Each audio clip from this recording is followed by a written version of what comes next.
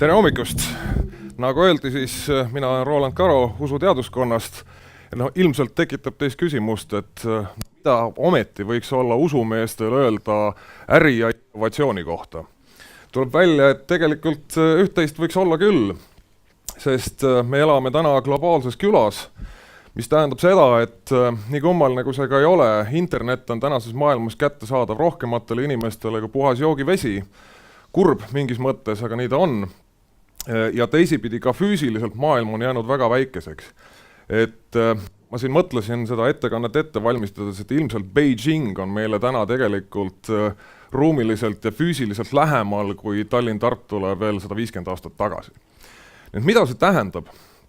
90% nendest inimestest, kellega me reisides või internetis kokku puutume, erinevalt Eestist, tunnistavad omaks ühe või teise religiooni ja võtavad neid asju väga tõsiselt.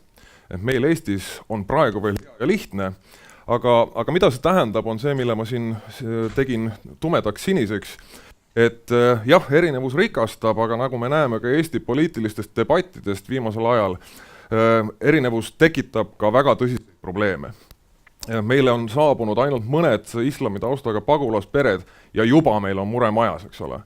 Aga nüüd mõtleme sellele, et vaatame seda demograafilist auku, milles Eesti on, mõtleme majanduslikult, eks ole, jah, me võime pensioni iga tõsta, aga selge on see, et ilma suurema immigratsioonita Eesti majandust päästa ei ole võimalik pikas perspektiivis.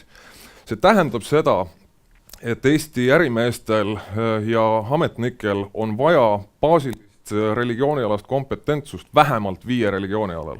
Islam, hinduism, budism, judaism ja tegelikult ka kristlus, sest me ei võta oma Eestis kohal viibivaid kristlikke turusegmente ka võib-olla piisavalt tõsiselt.